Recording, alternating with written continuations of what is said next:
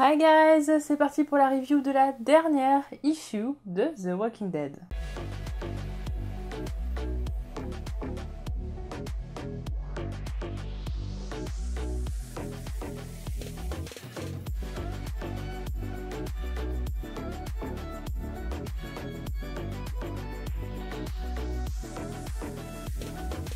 Alors que les premiers rayons de soleil révèlent la campagne, un rôdeur solitaire s'aventure dangereusement près d'une maison. Fort heureusement, l'homme qui y habite avec sa famille l'aperçoit et se rue vers lui pour l'éliminer d'un coup de katana. Une femme se fait entendre au loin et accourt paniquée vers l'homme qu'elle appelle Carl. Il s'agit de Sophia, qui tout comme ce dernier a bien grandi. Carl rassure Sophia, il a exécuté le rôdeur, il ne représente donc plus aucun risque. Sophia aurait préféré qu'il utilise une arme pour l'achever. Elle ne se sent pas rassurée à l'idée que Carl s'approche aussi près d'un mort-vivant après autant d'années. Elle vient à se demander si ce rôdeur n'était pas le seul dans les environs. Carl lui répond que ça n'est pas possible, ou du moins que ça ne l'est plus. Le père de famille tient à inspecter l'intérieur de la bouche du rôdeur, afin de vérifier qu'il n'ait fait de mal à aucune personne au préalable. Il est soulagé, il n'y a rien à signaler. Carl ne comprend pas comment un rôdeur a pu entrer dans la zone sécurisée. Il y a de nombreux postes de contrôle et de nombreuses barrières à traverser avant d'arriver jusqu'ici. Soudainement, une idée lui vient à l'esprit. Et si Herschel était responsable de la présence de ce rôdeur ? Carl se rend donc en ville et prend sur le vif un Herschel en pleine préparation de son show de mort-vivant. Ce dernier a trouvé une activité lucrative, celle de se déplacer pour montrer au public des rôdeurs, une menace que certaines personnes ont fini par oublier. Alors qu'Herschel est heureux d'accueillir celui qu'il nomme la légende vivante, Carl lui assène son coup de poing dans la figure, puis lui demande combien de rôdeurs contient encore sa charrette. Herschel est soulagé car il pense que Carl va lui ramener le rôdeur qui lui a malencontreusement échappé, mais ce dernier lui avoue l'avoir exécuté. Le jeune entrepreneur se met donc en colère. Il s'agit pour lui d'un préjudice financier énorme, car un rôdeur par les temps qui courent coûte très cher. Il compte régler ce différend en faisant appel au shérif Kapoor. Le shérif arrive peu de temps après au domicile des Grimes. Carl s'excuse pour le dérangement et demande au shérif où il est possible de brûler le corps du rôdeur. Cependant, le shérif va rapidement calmer ses ardeurs. En effet, Carl ne s'en sortira pas si facilement, car le shérif doit appliquer la loi. Il y a eu destruction de propriété. Le couple n'en revient pas de ce qu'il vient d'entendre. Carl se défend, car selon lui, le rôdeur aurait pu tuer quelqu'un. Le shérif ne le sait que trop bien, mais doit tout de même appliquer la loi. Ne pas l'avoir arrêté est selon lui une preuve de sa bonne foi. Cependant, il se tiendra bientôt une audience informelle qui sanctionnera Carl par le biais d'une amende. La surprise est, chez le couple, totale. Carl et Sophia rendent visite à leur voisin Earl, accablé par la vieillesse. Lors de cette discussion, nous apprenons que Carl a quitté son travail de forgeron pour devenir messager, et qu'il n'y a plus de rôdeurs dans la zone sécurisée depuis une dizaine d'années. Le couple s'inquiète du bien-être d'Earl, qui ferait mieux selon Sophia d'aller en maison spécialisée, comme c'est le cas pour Brianna. Mais Earl refuse. Il aime vivre dans sa maison, près de la famille Grimes. Earl se permet de faire une dernière remarque à Carl, en lui expliquant de ne pas trop en tenir rigueur à Herschel, que c'est un jeune homme qui a manqué d'éducation car Maggie était trop occupée au Commonwealth. Ainsi, faute de temps, ce dernier a donné à son fils tout ce qu'il voulait, quand elle venait le voir, ce qui était rare. Herschel a donc toujours été un enfant à problème. Une fois rentré dans son foyer, Carl est nostalgique. Il aurait aimé que son père puisse rencontrer sa fille, mais s'en veut de penser qu'il préfère ne pas l'avoir vu vieillir en mauvaise santé, comme cela est le cas pour Earl. Ainsi, il est resté un symbole. Rick lui manque énormément.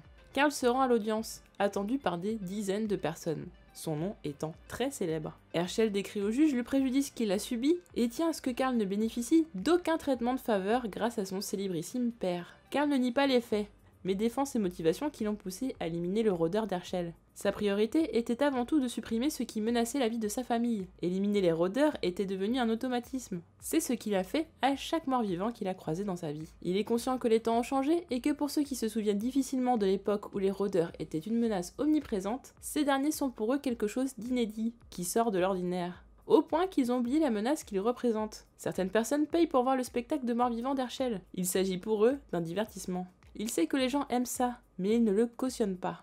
Carl ne regrette rien, mais trouve le système injuste, et pense que beaucoup de personnes préfèrent tout comme lui que Rick Grimes ne soit plus en vie pour voir ça. Alors que la juge allait délibérer, Maggie, la mère d'Herschel et présidente, fait son arrivée dans le tribunal, puis chuchote quelques mots à l'oreille de la juge. Il sera donc décidé qu'il n'y aura aucune charge retenue contre Carl, mais que cependant, il devra réparer le préjudice causé par un nouveau rôdeur pour Herschel. Aucun des deux hommes ne semble satisfait du verdict. Maggie tente de se justifier auprès de Carl. Selon elle, il s'agissait du meilleur compromis possible pour les deux parties. Elle pense qu'il sera facile pour Carl de ramener un rôdeur et que cela est bien mieux que de payer une amende exorbitante étant donné le prix du marché d'un rôdeur. Prix du marché? Carl n'en croit pas ses oreilles. Maggie lui explique qu'avec l'expansion de la zone sécurisée qui devrait bientôt joindre l'Alliance de l'Ouest, ceci est certainement l'évolution logique. Carl se fiche des justifications de Maggie et rappelle qu'il suffirait qu'une seule personne soit mordue pour ramener le chaos. Celui de l'époque où tous vivaient dans la peur. La présidente pense quant à elle que même si une personne se faisait mordre, cela ne voudrait pas dire que le chaos ferait son retour et lui demande de se détendre. Malheureusement, Carl n'est pas prêt de décolérer. Selon lui, ce nouveau monde ne tiendra pas si tout le monde ne fait pas un effort et que tenir un spectacle de mort-vivant est une insulte à la mémoire de son père. Maggie est inquiète. Elle a peur que Carl fasse une bêtise. Sophia se permet de faire une remontrance à sa mère en lui déclarant que si elle avait su dire non plus souvent à son fils, ce dernier n'aurait pas ce genre de comportement une fois adulte. Il devient peu à peu, selon elle, un second Sebastian Milton. Le lendemain, un jeune garçon avertit Herschel qu'il y a un problème. En effet, ce dernier se rend compte qu'une personne a exécuté les derniers rôdeurs qui étaient encore dans sa charrette. Il est furieux. Avant de se faire arrêter, Carl part en livraison et rejoint sur le chemin Lydia qui aura pour but de l'aider dans sa tâche. La première livraison est faite devant la maison de Negan, qui reste à l'écart du monde. Carl frappe à sa porte, mais personne ne lui ouvre. Il est très déçu. Il aurait aimé parler à quelqu'un qui a bien connu son père, afin que le souvenir qu'il en a de lui paraisse plus réel. Après une nuit assez tendue, Carl et Lydia prennent le train. Leur destination est le chantier de la voie ferrée dirigé par Eugène, afin de livrer le matériel nécessaire aux travaux qui doivent aboutir à la liaison entre la zone sécurisée et l'Alliance de l'Ouest. C'est un Eugène vieillissant qui accueille les deux amis. Il aurait aimé que Stéphanie soit encore en vie pour observer l'avancée des travaux. Laura est présente sur le chantier et dévisage Carl d'un regard noir. Celle-ci en veut toujours à Rick pour la mort de Dwight, ce qui provoque une vive dispute. Carl conclut en déclarant que même si son père a été responsable de la mort de plusieurs personnes, c'est grâce à lui que toutes les personnes présentes sont en vie. Sur la route du retour, Carl paye à Lydia son dû, lui rappelle qu'il la considère comme une véritable amie avant de rejoindre sa famille dans son foyer et de se faire arrêter quelques instants plus tard. Malheureusement, une mauvaise nouvelle attend Carl.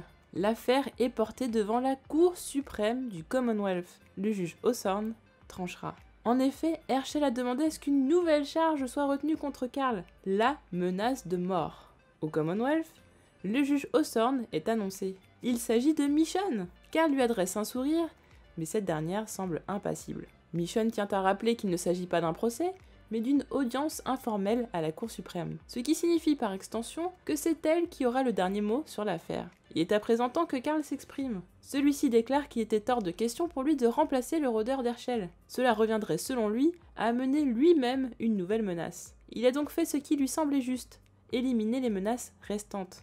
Il est conscient d'être en décalage avec le monde actuel. Mais en tant que messager, il doit parfois s'éloigner de la zone sécurisée, là où règne toujours le chaos mené par les rôdeurs. Par conséquent, il n'a jamais oublié la menace qu'il représente. Puis le père de famille évoque la vision du monde qui est celle de sa fille Andrea, un monde dans lequel elle n'a jamais connu de rôdeur. Il pense que tout le monde doit faire un effort pour que le monde reste ainsi, celui que son père a bâti. Mais l'injustice a fait son œuvre, et il doit se défendre d'avoir éliminé ce qui devait de toute manière être éliminé. Selon lui, le peuple a la mémoire courte, et a oublié à quel point l'horreur pouvait facilement faire son retour. Michonne appuie le discours de Carl, qu'elle qualifie d'un des grands héros de la grande épreuve, le fils du grand Rick Grimes.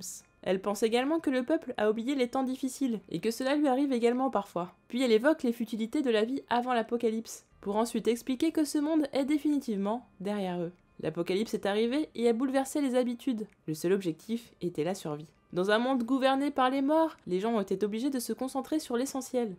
Vivre. Selon elle, les morts ont apporté un meilleur monde que celui qui existait avant l'apocalypse. Le monde actuel est plus paisible, plus calme et plus juste. Mais personne ne doit jamais oublier les sacrifices qui ont été nécessaires pour y arriver.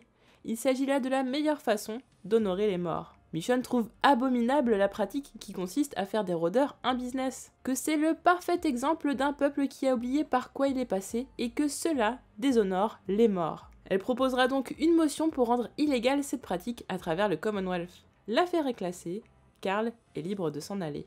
Il se rend donc aussitôt dans le bureau de Michonne. Il est surpris. Cette affaire est-elle réellement terminée? Michonne lui répond qu'il n'a jamais été question d'envoyer son citoyen préféré en prison. Qui plus est, elle est très fière de lui. Il a utilisé son katana pour exterminer les rôdeurs. Carl lui répond qu'il en prend soin, et que les gens auraient du mal à imaginer que ce sabre était auparavant détenu par le célèbre juge Osorn. Cette dernière lui répond que ça n'était pas la juge, mais Michonne, qui utilisait ce katana. Selon elle, Michonne était une femme hantée par des fantômes, pleine de culpabilité, qui repoussait les gens autour d'elle et oubliait qui elle était vraiment. Osorn était le nom de son ex-mari, qu'elle n'a pas fait changer après son divorce, puisque son cabinet la connaissait sous ce nom. Malheureusement, ce nom lui rappelait l'échec de son mariage et la perte de ses filles. C'est pour cela qu'elle l'a caché par la suite. Cependant, maintenant elle se sent digne de porter ce nom à nouveau, grâce au travail qu'elle accomplit avec l'aide de Rick Grimes. Elle continue en expliquant qu'au Commonwealth, certaines personnes considèrent que tout le crédit de la réussite de ce nouveau monde a injustement été accordé à Rick, alors qu'il n'a pas été le seul à entreprendre cela. Michonne pense, elle, au contraire, qu'on ne lui a pas assez rendu hommage, et fait tout son possible pour rectifier le tir à sa façon. Carl manque à Michonne. Elle aimerait qu'il vienne lui rendre visite dans de meilleures circonstances. D'autant plus qu'Andrea a maintenant 6 ans. Le temps passe vite à présent que la vie est plus paisible. Alors que Carl quitte le bureau de Michonne, c'est un Herschel furieux qui vient à sa rencontre, lui soufflant qu'il se trompe sur son compte. Il déclare ne pas être un enfant pourri gâté qui se considère au-dessus des lois. Il a créé un business. Selon lui, son spectacle permettait justement aux gens de ne pas oublier l'époque de la grande épreuve. Le rôle de celui-ci était de maintenir la peur chez le peuple, afin qu'il soit conscient de la chance qu'il a de vivre dans une époque si paisible. Il poursuit en déclarant qu'il n'a jamais connu son père, et que quasiment personne ne s'en souvient. Lui n'a eu le droit à aucune statue. Tout ce qui le lie à son père est ce qu'il est au fond de lui, et être près des rôdeurs était une manière de se sentir plus proche de lui, de mieux le comprendre. Puis il part en l'insultant. Un groupe d'enfants aperçoit Carl et Sophia sortir du tribunal. L'un d'entre eux, un peu téméraire, tente de se moquer de Carl qui est borgne, quand soudain l'un de ses camarades le rappelle à l'ordre. Selon lui, son ami doit le respect au très connu Carl Grimes, car il a vécu pendant la grande épreuve, ce qui signifie par conséquent qu'il a sacrifié beaucoup de choses pour qu'ils aient les privilèges qu'ils ont aujourd'hui. Puis le jeune garçon s'excuse du comportement de son ami. Carl se retourne alors vers la statue de son père. En effet, une gigantesque statue représente Rick Grimes pendant son dernier discours au Commonwealth. Le dernier discours qui aura marqué les esprits. Carl trouve la posture de la statue un peu exagérée, car il se tient comme un dieu. Mais Sophia lui répond que c'est comme cela que le peuple veut s'en rappeler. Carl est attristé, car pour lui son père a fait suffisamment de choses pour qu'il n'ait besoin d'en rajouter. Sophia lui propose donc de rentrer, afin qu'il ne voit plus cette statue qui lui cause tant de peine. Cependant, après quelques pas, Carl se retourne vers cette dernière et lui sourit. De retour dans leur foyer, Carl et Sophia se confient sur la chance qu'ils ont d'avoir à présent une vie aussi heureuse. Sophia ne se rappelle d'ailleurs même plus la dernière fois qu'elle a été effrayée. Elle se demande si les gens ont déjà été aussi satisfaits qu'eux de ce qu'ils possédaient. Carl lui répond qu'il apprécie énormément ce qu'il a. Il se sent chanceux. Sophia lui répond qu'elle l'aime. Et alors qu'ils sont sur le point de s'embrasser, Andrea demande à ce qu'on lui lise une histoire. Carl lui lit donc une histoire qui parle d'espoir. Quand les morts sont revenus à la vie, le monde a changé. Les gens ont été testés. C'est la raison pour laquelle cette époque a été nommée la grande épreuve. Certains pendant cette époque se sont perdus en route, oubliant parfois la frontière entre le bien et le mal. La priorité était de survivre, et non de suivre les règles. Les ténèbres engloutirent le monde, l'espoir semblait perdu, plus personne ne pensait que les choses reviendraient à la normale. Certaines personnes devinrent plus viles avec le désespoir. Quand le malheur fut à son paroxysme, un homme se distingua des autres. Lui qui était comme tout le monde, meurtri, suite à ce qu'il avait vécu pendant la grande épreuve, ne se laissa pas abattre. Rick Grimes savait qu'en rassemblant et en créant des alliances plutôt que des conflits, il était possible de rebâtir le monde. Il est passé par de nombreux sacrifices, a perdu des proches et a dû blesser des personnes mauvaises pour protéger les siens. Cependant, il est resté quelqu'un de bon et a appris aux autres à rester sur le droit chemin malgré les épreuves. Certains méchants sont même grâce à lui devenus gentils. Ainsi, il a voyagé, emmenant à chaque fois ses amis qui le soutenaient et le rendaient plus fort, et apprenait aux gens qu'il rencontrait à faire de même, créer des alliances et s'entraider. Cependant, certaines personnes préféraient le conflit, mais il persista à leur montrer qu'une autre voie était possible. Malheureusement, la grande épreuve fut une époque bien dangereuse, et il ne survécut pas. Mais grâce au travail qu'il avait accompli, et à la voie qu'il avait ouverte pour les générations futures, la grande épreuve prit fin. Les gens se sentirent enfin heureux et en sécurité, puis se sont adoucis. Tout le monde doit cela à Rick Grimes. Carl, très ému, laisse échapper une larme. Il sait que sa fille aurait adoré Rick, puis il ajoute que c'est son grand-père qui a fait tout ça, que ce livre parle de lui. Andrea répond qu'elle le sait car il lui en parle tout le temps. Carl est déconcerté par les mots de la petite fille. Mais Andrea, toute joyeuse, demande à son père de lui relire l'histoire. Soudain, un sourire vient illuminer le visage du père de famille. heureux de pouvoir reprendre son récit. Andrea, elle, sur ses genoux, est captivée par l'histoire que lui raconte son père. C'est ainsi que se termine The Walking Dead. Bon, ça fait bizarre de se dire que c'est la dernière issue. Je m'attendais à ce que la fin soit pour bientôt. De toute façon, j'en avais déjà parlé plein de fois, mais effectivement, issue 200, quelque chose comme ça. Et c'est vrai que c'était un petit peu bête de ma part de penser que Kirkman allait faire quelque chose de prévisible alors qu'il nous a surpris avec la mort de Rick, même si de toute façon, on savait qu'un jour ça arriverait. La fin du comics a été annoncée 1 ou 2 jours avant, donc autant dire qu'on n'a pas vraiment le temps de s'y préparer. C'était quand même très difficile. J'ai été surprise et en même temps pas, parce que j'ai trouvé, alors déjà, ce que je trouve que c'est une bonne idée, je trouve que c'est une très bonne idée, parce que je vais pas répéter tout ce que j'ai dit dans la review de l'issue précédente, mais continuer sans Rick, c'était pas possible. Et en même temps, quand on voit ce qui est possible de faire avec ce nouvel univers qui intervient après un time jump d'environ une vingtaine d'années, parce que dans l'issue, il parle d'à peu près 10 ans sans qu'il y ait de rôdeurs dans la zone sécurisée, mais vu comment on vieillit les personnages, quand on voit Earl, quand on voit Michonne, quand on voit Eugène, quand on voit tout simplement Carl, Sophia et leur fille, on sait qu'il s'est passé un petit peu de temps quand même. Voilà. Donc je pense qu'on est sur entre, 17 ans, quelque chose comme ça, 17-20 ans, 20 ans grand max, je pense. Quand on voit ce nouveau monde qui est très sécurisé, qui est très sain et tout ça, on sait quand même qu'il y a toute une menace à l'extérieur, donc on pourrait possiblement réintroduire à nouveau des rôdeurs, qu'il y ait une nouvelle menace, que ça reparte un petit peu à zéro, mais pas de la même façon, puisque du coup les personnages sauraient comment gérer ce genre de menace. Ça aurait pu être intéressant, mais je suis contente qu'on s'arrête là, je suis contente qu'on s'arrête avec cette fin. Déjà, pour revenir sur l'issue, donc effectivement on est sur un time jump. Je m'attendais pas du tout à ça, parce qu'effectivement le personnage qu'on avait en couverture de l'issue, je ne sais plus combien, parce que effectivement Kirkman a fait faire des fausses couvertures d'issue, où finalement de toute façon il était prévu qu'il n'y aurait pas d'autres issues après 193, mais il a fallu le faire croire pour que les fans ne s'attendent pas justement à la fin, à l'issue 193. Donc sur cette couverture, finalement il s'avère que c'était Carl, et ça n'était pas Negan, ça n'était pas Dante, ça n'était pas je ne sais quel autre personnage. Il y a beaucoup de choses qui ont changé depuis la mort de Rick. Tout d'abord, chose surprenante, c'est Maggie qui prend les rênes du Commonwealth. Il n'y a plus de gouverneur, mais carrément présidente. C'est-à-dire que je pense que tout ça s'est étendu sur plusieurs états, ce qui fait qu'on peut plus trop dire gouverneur. Maintenant, c'est plutôt présidente. Justement, et ça peut être quelque chose d'intéressant, notamment par rapport peut-être à un prochain spin-off ou quelque chose comme ça. On sait qu'il y a l'Alliance de l'Ouest, ça veut dire que techniquement, il y a un autre groupe de personnes qui doit être un groupe de personnes très nombreuses, qui a réussi à faire ce qu'a fait le Commonwealth, ce qu'a fait Rick, etc. Et on le comprend, le train d'Eugène va permettre de lier ces deux communautés. Donc en fait, on va se retrouver avec les deux côtés de l'Amérique qui va finir par être unifié, avec effectivement à l'extérieur quand même encore des rôdeurs, mais plus ça va et plus leur territoire s'agrandit. C'est-à-dire qu'au départ, on est parti du Commonwealth qui s'agrandissait, ensuite on a eu des diverses communautés qui se sont agrandies aussi, parce que Earl parle justement de la 3e expansion de la colline. Donc tout ça a quand même beaucoup grandi, tout a évolué avec le temps pour arriver à, il y a une dizaine d'années à peu près, à ce qu'il n'y ait plus de rôdeurs dans la zone sécurisée. Et la zone est très grande, il y a justement des checkpoints pour vérifier qu'il n'y ait pas de rôdeurs qui rentrent, il y a beaucoup de barrières, un gros système, il y a aussi les soldats du Commonwealth, donc il y a forcément plus de soldats puisqu'il y a plus de survivants. Du coup, ça amène pas mal de choses, et surtout ça amène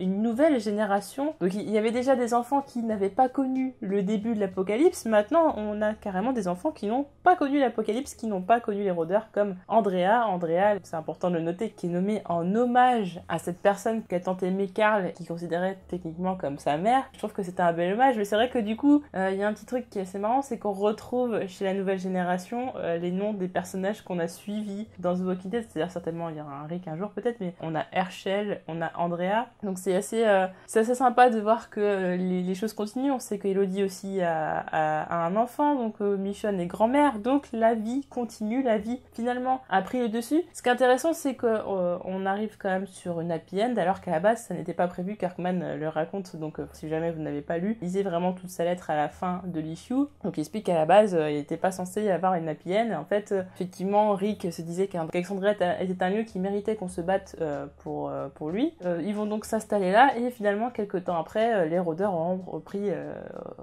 les rênes d'Alexandria et du monde entre guillemets, ce qui aura amené à pas du tout une happy end, tout le contraire. Et donc finalement Kirkman disait qu'il était jeune à cette époque-là, que c'était pas un bon choix, et que finalement amené vers cette fin rendait l'histoire finalement sans intérêt, puisque finalement il n'y a pas de morale, il n'y a pas n'y a rien à y retenir. Alors que là, quelque chose qui est très important de noter, c'est que il disait dans l'issue précédente, mais c'est là où on se rend compte que c'est quelqu'un qui troll beaucoup, donc c'est vrai que c'était compliqué de lui faire confiance. Et en même temps, j'étais tellement énervée par rapport à la mort d'Eric que j'ai pris clairement quasiment tout au pied de la lettre, même avec un second degré quand même, parce qu'on me dit on sait jamais. Je savais pas trop ce qu'il allait faire derrière, c'était là où j'étais un petit peu dubitative. Mais finalement, oui, ça reste l'histoire de Rick. Ça reste l'histoire de Rick. Ce qui est intéressant, c'est que quand Carl lit l'histoire à sa fille, on a l'impression qu'il lui lit le comics The Walking Dead. Et ça me fait penser un peu à la fin de Game of Thrones, avec justement quand on dépose le livre A Song of Ice and Fire. J'ai trouvé que c'était un peu le même genre de fin et j'ai trouvé ça assez sympa. D'ailleurs, il fait une référence à Game of Thrones dans sa lettre en disant que s'il a menti en faisant des faux issues et s'il a fait en sorte de tout cacher, parce qu'il a caché ça pendant quand même beaucoup d'années, c'est tout simplement parce qu'il aime l'effet de surprise et que effectivement cet effet de surprise là, qui est de se rendre compte que l'issue 193 est la dernière, qu'il y a un time jump, tout un tas de choses, que Rick est mort, etc., c'est complètement fidèle à l'esprit The Walking Dead, qui est celui d'une œuvre qui nous a toujours pris de court, qui nous a toujours déstabilisé, qui nous a toujours surpris. C'était une bonne surprise, il y a beaucoup de choses que j'aime beaucoup, il y a beaucoup de messages, j'espère que cette vidéo ne sera pas trop longue malheureusement, mais j'ai aimé le fait qu'effectivement Herschel ait son show avec ses rôdeurs et tout ça. Ça donne une dimension complètement marginale et surréaliste dans le sens où on se dit mais voilà, ils ont quand même vécu tout un tas de choses. Alors Herschel non, tous les autres personnages qu'on a suivis, il y en a qui sont morts, il y en a qui ont failli mourir, ils ont perdu des proches, etc. à cause de ces fameux rôdeurs. Et maintenant, on en fait un élément de spectacle, un élément de business, et ça rend le monde complètement insane. Enfin, on se dit, c'est un peu n'importe quoi, on est dans un gros délire, et on a l'impression qu'on est dans un gros délire, tout simplement parce que le monde a changé. Et en même temps que Carl ne comprend pas ce nouveau monde, nous non plus en fait, parce qu'on n'arrive pas à s'adapter. On est passé d'une issue avant où on était encore au Commonwealth, bon Rick est mort, etc. Et là on prend un bond de 17-20 ans et tout a changé en fait. Donc Carl est clairement le lecteur qui se dit mais qu'est-ce que c'est que ce monde dans lequel je suis, je découvre tout ça. Enfin, pourtant lui il vit dedans depuis quelques années mais il n'arrive pas à s'y faire parce que il a toujours en tête ce que voulait faire son père, les idées de son père, et forcément il prend tout à cœur. Donc on va avoir cette espèce de rivalité entre Carl et Herschel. On a peur d'un petit côté redondant et en même temps c'est Robert Kirkman. Donc je me suis dit non, on va pas tomber sur des Sebastian bis, ce serait vraiment de la très très mauvaise écriture, ce serait vraiment très très nul, on va pas se mentir. Il a un petit peu chauffé le chaud et le froid en nous faisant croire que ça va être la même chose, et finalement Herschel n'est pas un Sebastian bis, même s'il avait des raisons de le devenir, parce que par contre c'est quelque chose qu'on nous laisse un peu entrevoir, c'est que finalement Maggie est devenue un petit peu une Pamela Hamilton. C'est-à-dire quand même, moi je trouve quelque chose qui est quand même assez important de noter, c'est que Maggie, elle va quand même interrompre, alors c'est pas un procès, c'est une audience informelle, je savais pas comment traduire en français, hein. J'ai traduit plusieurs trucs comme je pouvais. Une formal audience, c'était, j'ai mis audience informelle, hein. J'ai cherché sur internet, j'ai pas trouvé d'autres façons de traduire. Et The Trials, j'ai décidé de nommer ça la grande épreuve, je sais pas comment Delcourt le traduira. C'était une façon de rendre ça un peu plus joli dans le texte, voilà. Donc non, c'est l'épreuve, les tests, voilà, mais The Trials, du coup ça fera la grande épreuve. Je trouve que c'est assez joli, j'espère qu'ils reprendront mon idée. Delcourt, si vous m'entendez. Je pense que ça n'arrivera pas, je pense qu'ils trouveront un nom beaucoup plus joli. C'est important de noter qu'effectivement elle va interrompre une audience pour finalement dicter ce qu'elle voulait. Il y a un juge, mais finalement si la présidente décide que elle veut que ça se passe comme ci comme ça, finalement ça se passe comme ci comme ça. Donc voilà, on est un petit peu sur la Pamela Hamilton qui faisait un petit peu ce qu'elle voulait et qui allait sauver les fesses de son fils. Voilà, donc bon, même si effectivement elle a sauvé un petit peu les fesses de Carl, mais quand même Carl devait redonner un rôdeur à Herschel. C'était complètement injuste. Et effectivement on apprend que Maggie a passé tellement de temps au Commonwealth, elle a tellement finalement nourri une certaine ambition qu'elle s'est pas tellement occupée de son fils, elle lui a donné un petit peu tout ce qu'il voulait. Ce qui était intéressant, c'est que quelques issues avant, on avait Maggie qui se demandait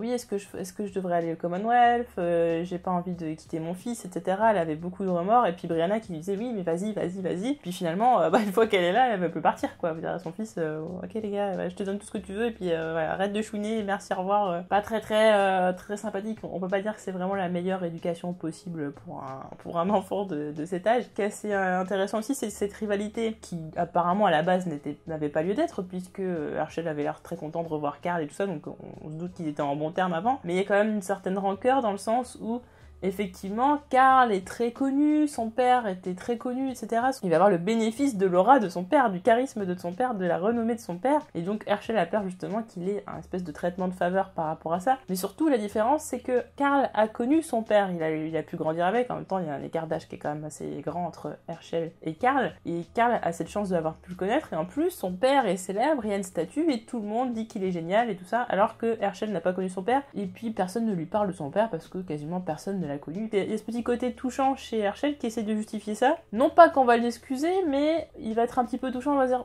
je peux comprendre sans s'excuser, et je pense que c'est ce que pense Carl aussi, puisqu'il ne répond pas à la fin, puisque Herschel dit c'était une façon en fait de se rapprocher de mon père, et lui il voyait pas du tout la chose de la même façon que Carl, parce que pour Carl et pour Michonne d'ailleurs, c'était clairement un manque de respect par rapport aux morts, de justement de se balader avec des morts et tout ça, et surtout le problème c'est qu'il y a un mort qui s'est échappé et que ça pouvait reprovoquer l'apocalypse, c'était là tout le problème. Effectivement, je pense que j'aurais fait pareil que Carl, techniquement, et je pense que personne n'aurait accepté ça. Et on parle quand même de préjudice financier, etc. Donc on voit que le monde a tellement évolué qu'on a réintroduit une certaine économie. On l'avait déjà un peu introduit à la base, mais à la base c'était plutôt du troc, ce genre de choses, et là on voit la valeur du marché, etc. Donc voilà, il y a quand même une certaine notion pécuniaire, voilà, de la monnaie. Et Herschel de son côté qui, lui, se servait de ses rôdeurs pour être proche de son père, pour mieux le comprendre, mais aussi, pour lui, ces rôdeurs permettaient d'entretenir une espèce de peur, une espèce de menace pour que les gens se disent « Ah, mais ça peut revenir n'importe quand, en fait. On peut toujours revenir au chaos d'avant et on doit justement être content de ce qu'on a. » Et j'ai trouvé ça intéressant, ces deux points de vue. Et effectivement, les deux points de vue se tiennent, même si, effectivement, je suis quand même du côté de Carl, forcément. Nous voyons des personnages qui ont vieilli. On a Earl, qui est quand même très mal en point, qui est quand même très très vieux maintenant. On a Eugène, qui se dit pas en super santé. Stéphanie est morte. On voit que Magna et Yumiko sont très bien ensemble. On voit Princess avec Mercer. Ça, c'est cool. Je suis contente de savoir qu'ils sont ensemble. Ils vont très bien. Michonne et grand-mère. On reviendra sur Michonne un petit peu plus tard. Negan, je m'attendais peut-être à un petit caméo, voilà, non, en fait, il a eu son caméo, mais je veux dire, vraiment une scène importante avec Negan, ne serait-ce que, je sais pas, par exemple, il habitait pas très loin de Carl, ou Carl venait lui rendre visite de temps en temps, et finalement, on se rend compte que Negan s'est retiré vraiment du monde, parce qu'apparemment, prend les vivres et tout ça, mais par contre, n'a de contact avec personne, il vit seul, il se rend toujours sur la tombe de sa femme. Donc finalement, Negan purge sa peine, c'est-à-dire que même s'il n'est pas en prison, ça n'empêche pas qu'il est quand même dans une espèce de prison mentale, et effectivement, il ne s'autorise rien de bien, rien de sympathique, pas de contact avec les gens ou autre. C'est dommage parce que Carl aurait voulu entretenir ce lien avec Negan, je pense que ça aurait été quelque chose d'intéressant. Après, c'est un choix, je suis pas forcément d'accord avec le choix et en même temps je le comprends. Voilà, il fallait quand même qu'il y ait une certaine morale par rapport à Negan et c'était peut-être trop lui donner que finalement tout lui pardonner aussi. Et en même temps, j'aurais voulu voir quand même plus de Negan parce que ça a été un personnage qui était très important. D'ailleurs, pour qu'ils disent à la fin de sa lettre PS, Negan est en vie, Negan survit, c'est qu'il a conscience de quand même, et de toute façon il m'en a parlé moult et moult fois, il avait conscience quand même du phénomène qu'était ce personnage, il faut le dire. Un personnage qui aurait dû mourir depuis très très longtemps, qu'il a fait survivre et qu'il avait commencé à donner une bonne histoire et finalement il a plus su quoi en faire très clairement. Et tout comme d'ailleurs il dit, au bout d'un moment, même s'il a voulu étirer l'histoire ou quoi que ce soit, il n'y arrivait pas parce que de toute façon ça n'avait aucun sens de l'étirer n'importe comment juste pour faire plus d'issues, alors que finalement il y avait juste à y mettre fin de la meilleure des façons. D'ailleurs c'est une fin qu'il a travaillé depuis plusieurs années, c'est quand même important de le noter, tout comme la mort de Rick. Maintenant la question que je me posais c'est est-ce que j'arrive mieux à assimiler la mort de Rick? Eh bien toujours pas, parce que finalement on aurait pu, et je trouve que ça aurait été peut-être plus intéressant, d'apprendre pendant le time jump que Rick était mort. On a vraiment joué avec la fin, avec la mort de Rick et tout, j'ai l'impression que c'était clairement pour revendre du papier. Je trouve toujours la mort de Rick dans le comics inutile, je pense que je vais avoir fait mourir dans le time jump, même s'il meurt, je sais pas, d'une chute à cheval ou quelque chose comme ça, enfin pas, en tout cas pas tué par quelqu'un. Après bon, s'il meurt d'une maladie foudroyante, je sais pas, un AVC ou n'importe quoi, c'est la fille qui imagine les pires trucs. Je le répète encore une fois, j'ai bien compris pourquoi il avait fait tuer Rick. Ça veut pas dire que je le cautionne, ça veut dire que je ne l'accepte quand même pas. J'ai compris la démarche, j'ai compris pourquoi. Néanmoins, je ne l'accepte toujours pas.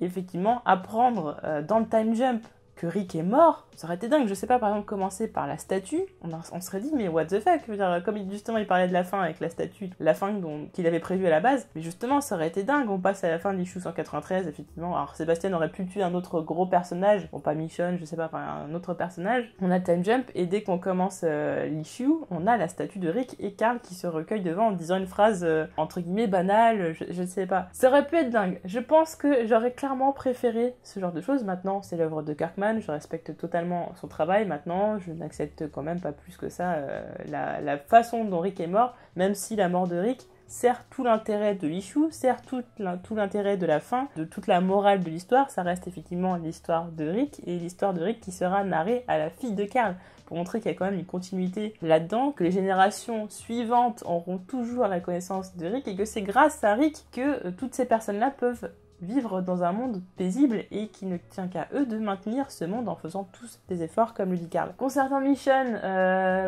j'ai un peu les bouts d'en parler parce que je me dis c'est un peu la dernière fois où j'aurai à vous raconter des nouvelles aventures, enfin des nouvelles choses sur ces personnages-là. Ça fait très bizarre parce que ça fait depuis l'issue 157, dites-vous, que je fais ces vidéos, donc ça commence à faire un petit moment. Et donc on a Michonne qui a récupéré son nom de famille. J'avoue, je m'étais jamais posé la question de du nom de famille, etc. J'avais jamais tilté. Et pour le coup, bon, on se rend compte que finalement c'était le nom de son ex-mari. Le fait qu'elle ait repris son nom de famille, qu'elle explique la symbolique derrière, etc. Que pour elle, elle a gagné à nouveau le droit de porter ce nom, que Michonne c'est la personne sauvage, que le juge Hawthorne, c'est avec son nom de famille, son nom d'ancienne mariée, c'est une femme civilisée, c'est une femme qui a appris, c'est une femme raisonnable, qui a mûri, qui a beaucoup d'expérience, qui a une vie accomplie maintenant, qui est heureuse. J'ai trouvé ça très touchant comme message de voir que tous les personnages avaient plus ou moins évolué. Et c'est vrai que, première chose, et j'avoue que j'en ai pas parlé dès le début, mais c'était une bonne surprise de se rendre compte que Carl avait finalement choisi Sophia, parce que dans les dernières issues, on sentait pourtant que ça pouvait justement, il pouvait y avoir quelque chose qui allait naître entre ces deux personnages, avec l'espèce de trio amoureux avec Sophia. Enfin, j'ai un peu l'impression quand même qu'il y a certains bouts d'intrigue qu'il a coupé au dernier moment, parce que ça donne clairement cette impression-là qu'il y a des choses qui avaient été lancées, que finalement il a pas trop réussi à les conclure, ou que justement il voulait pas aller trop loin. Donc autant il a prévu la fin, autant il a prévu la mort de Rick, mais autant je pense que ce qui est développement des autres personnages, j'ai l'impression qu'il manque des bouts et qu'il a mis de côté certaines choses parce que ça rentrait pas dans une issue, parce que c'est vrai que je m'en rendais pas compte, mais il y a quand même cette obligation de se conformer à des formats. Il y a le format de l'issue, donc il y a tant de pages, il y a le format du tome, il y a le format du compendium, donc il faut qu'à un moment donné, quand ça s'arrête, ça soit calé sur les différents formats pour pas que ce soit trop compliqué. D'ailleurs, même Delcourt ne sait pas encore comment ça va se passer. Est-ce qu'ils vont faire un tome exprès? Est-ce que ça va être ajouté au tome d'avant? Enfin, c'est très compliqué parce que même eux ont été... de toute façon, tout le monde avait été prévenu, mais apparemment, en édition française, je suis pas sûre que ça passait de la même façon. Pour en revenir à Carl et Sophia, c'était une très bonne surprise. Ces deux personnages que je voulais voir ensemble, par rapport à tout ce qu'ils ont vécu et tout ça, ça semblait logique. En plus, enfin, ce sont deux personnages qui, par conséquent, vu qu'ils ont vécu beaucoup de choses ensemble, apprécieront d'autant plus de passer une nouvelle étape de vie ensemble et d'être dans un monde paisible. Ils se comprendront très bien. Et j'ai bien aimé le petit moment où on me fait douter avec Lydia, déjà revoir Lydia et voir qu'ils étaient en bon terme et tout ça, j'ai trouvé ça très sympathique. Et à un moment donné, on a l'impression qu'elle va essayer de le redragouiller, qu'elle est un petit peu jalouse et tout, mais bon, au final, elle a quand même son mari, chacun fait sa vie, chacun a avancé. On a même Jesus et Aaron qui vivent sur un bateau. Et c'est quand même un beau message, un message d'espoir, comme dit Carl, l'histoire qu'il raconte à sa fille. C'est pas une histoire d'horreur. C'est un peu, je pense, quand Carl parle à sa fille, c'est Kirkman qui parle au lecteur. Pour dire, bien The Walking Dead, vous pensiez que c'était une histoire d'horreur, que c'était horrifique, que c'était glauque, que c'était ceci, que c'était cela, mais à la fin, quand vous avez lu l'ensemble de l'œuvre, c'est un message d'espoir. C'est un message qui veut dire que si on s'entraide tous, si on se serre tous les coudes, si au lieu de se faire la guerre, on essaye de faire des alliances, eh bien on peut arriver à rebâtir un monde. Je pense que autant c'est applicable au monde de The Walking Dead, et autant je pense que c'est applicable totalement au monde actuel, et dans tous les cas de figure possibles d'ailleurs, qu'il aurait toujours mieux fallu s'allier avec les gens, être amis, plutôt que de faire la guerre. Ça semble logique, mais ça a été fait avec une finesse, ça a été fait avec un développement de personnages très intéressant à travers justement cet apocalypse qui a permis de mettre en lumière certains personnages assez fascinants, et notamment Rick qui a beaucoup manqué, et du coup j'ai un peu cette frustration en moi de me dire, et ça me faisait très peur, et je me suis dit ça allait être très compliqué pour la suite, c'était de me dire le problème c'était combien d'issues sans Rick j'allais devoir lire, et là le problème est réglé. La première chose que j'ai pensé quand il a été annoncé la fin du comic, c'est il n'y aura qu'une seule issue sans Rick. Et force est de constater que Carl prend très bien la relève et aurait fait un fabuleux Rick. Physiquement, il reprend un peu la coupe de cheveux de Rick, etc. Il est très charismatique, il a les mêmes discours, etc.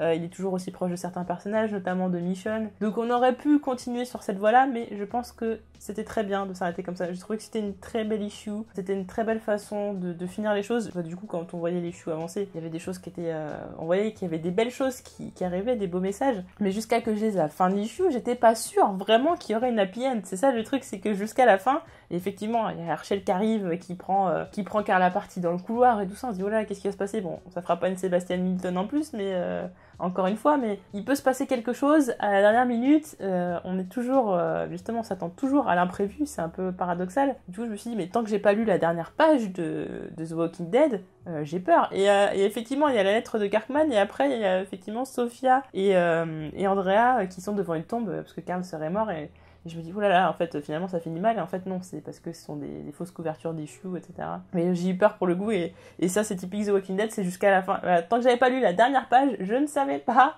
si ça allait bien finir. C'est quand même assez important de le dire. Donc, Carl va rendre hommage à son père pendant tout le comics, mais également aussi Michonne, et c'est important, et ça fait bizarre, hein. Ça fait bizarre de se dire que c'est la fin. En fait, j'ai pas vraiment réalisé jusqu'à que, même quand j'ai écrit le recap et tout ça, quand j'ai lu l'issue, bon, j'ai versé ma petite larme à la fin, mais j'étais pas non plus bouleversée, tout ça. Je me suis dit, mais tant en fait que j'aurais pas fait la review, ce sera pas pareil en fait. Et là, je me dis, avec la review, en fait, je conclus tout ça des années, enfin, on est. Ah oui, 3 ans de review sur le comics. Il y a aussi les His Negan, parce que les His Negan, quand même, ça rentre quand même là-dedans. Il y a 3 ans de travail, et puis voilà, c'est une aventure. On suit les personnages, et j'adore, comme je dis, j'ai vraiment une grosse affection pour le comics, et j'avais tellement peur que les choses aillent du mauvais sens, et justement la mort de Rick, ça m'avait rendu très en colère, parce que j'avais peur justement qu'on gâche ce petit bijou, ce petit bébé, quoi. C'est cette chose que j'aime énormément, et le fait que ça prenne fin, à la fois je suis très triste parce que ça fait beaucoup de choses cette année qui prennent fin, et ça commence à être très difficile, surtout en peu de temps, mais en même temps c'est un soulagement de me dire ça sera resté tout le long de la BD, même si à un moment c'était un peu le flottement, voilà, après la période chuchoteur, c'était un petit peu, voilà, entre chuchoteur Commonwealth, ça a été un petit peu tranquille, même s'il y a la partie Negan qui était très intéressante. Mais ça a été un comics qui a été au top, vraiment tout le long, qui ne m'a pas déçu. Alors, The Walking Dead a toujours été fidèle à The Walking Dead. Le Commonwealth a un petit peu changé, un petit peu dénaturé, je veux bien l'œuvre un petit peu, et en même temps c'était une suite logique, c'était quelque chose auquel on devait s'attendre à un moment donné, qu'il y ait une grosse communauté qui est bien évoluée, et pas mal de choses, et comment on allait inclure Rick là-dedans, et les autres personnages. J'aurais adoré par contre que Negan puisse faire partie de l'histoire jusqu'au bout, ça sera peut-être ma plus grosse déception avec la façon dont Rick est mort. J'aurais aimé qu'on amène Negan jusqu'au bout de cette histoire, qu'on le laisse pas de côté, mais c'était pas facile, et Kirkman ne pouvait pas non plus prévoir que Negan serait un tel succès que les fans l'aimeraient autant. Il a essayé de pousser l'histoire de Negan jusqu'au bout, mais au bout d'un moment, s'il peut pas, il peut pas, il faut le respecter. Mais en tout cas, ça a été une œuvre incroyable, j'ai adoré faire ces reviews avec vous, les recaps, bon, j'en ai pas fait à les faire et tout, c'était pas toujours très facile. Globalement, ça a été quand même simple à traduire. Je pense que les His Negan étaient beaucoup plus difficiles à traduire, parce qu'avec tout ce qui était insulte de Negan, ça a été très compliqué, mais faire les reviews, tout ça, c'était une bouffée d'air frais, c'était autre chose, à parler de séries, de films, c'est très bien, mais j'aimais bien mon petit confort, je me sens bien à faire les reviews de Walking Dead, et d'ailleurs, ça n'est pas terminé, enfin, les reviews, oui, mais on n'a pas fini du tout de parler du comics, qu'il y a beaucoup de choses à dire sur le comics, en tout cas. Voilà, enfin, c'est un peu bizarre parce que autant j'avoue que Rick, j'ai fait mon deuil, mais autant j'avoue Michonne et Carl, j'ai pas fait mon deuil. Et après, maintenant, petite question qui se pose, comment ça va se passer par rapport à la série? Je pense, très honnêtement, je pense qu'avec ça, je pense qu'on peut partir du principe que la série va se terminer très bientôt. Je pense qu'on va être sur le même modèle. Je pense que Kirkman, s'il a décidé de pas attendre trop longtemps son comics, c'est pas pour faire non plus n'importe quoi avec la série, même si effectivement, il a pas le pouvoir de décision aussi gros que pour le comics, puisque le comics c'est son comics, mais les droits de la série c'est encore compliqué. Mais je pense que s'il peut faire en sorte que la série s'arrête pas trop tard, avant qu'on dénature trop l'œuvre, je pense qu'il le fera, et donc on est sur aussi la fin bientôt de la série. Donc je pense que aussi quand on aura clos la série aussi, ça va être là je me dirais ouais, c'est tout ce qui est The Walking Dead, vraiment la trame principale, la vraie, enfin l'origine même, enfin que ce soit c'est-à-dire ce qui a rapport avec le comics et le comics, ce sera terminé, et là ce sera encore plus difficile pour moi. En tout cas, je tenais à vous remercier toutes les personnes qui ont regardé je vais essayer de pas trop ému, mais toutes les personnes qui ont regardé mes reviews depuis le début, parce que c'est beaucoup de travail, c'est beaucoup de choses. Et je pensais, je me suis dit, je vais quand même pas pleurer. Et la dernière fois, j'étais émue comme ça, si je me rappelle, c'était pour la mort d'Andrea, ça m'avait bouleversée. Ouais, même quand j'avais, même à la fin des Negan, j'étais humeur que c'était quoi, 16 vidéos, 15 vidéos, je ne sais plus, c'était quelque chose, mais là je me dis, bon, c'est vraiment la fin des reviews comics, c'est bizarre de dire, je m'y attendais pas, et en même temps, fallait s'y attendre, je m'attendais à ce que ce soit cette année. Ben voilà, au moins c'est fait, on arrache le pansement, comme on dit, et puis on va continuer. En tout cas, merci, parce que je sais qu'il y a beaucoup de personnes qui me suivent depuis 3 ans, qui ont commencé à suivre mes vidéos avec His Negan, avec les comics. D'ailleurs, je suis très contente qu'il y ait des personnes qui soient mises aux comics grâce à mes reviews. Vous pouvez même pas imaginer à quel point pour moi c'est dingue, parce que quand j'ai commencé mes reviews, c'était ça en fait. Moi j'ai tellement adoré, j'ai eu un coup de cœur pour le comics, je me suis dit, il faut que les gens lisent cette œuvre, il le faut absolument. Et quand je vois cette fin, je confirme, lisez le comics.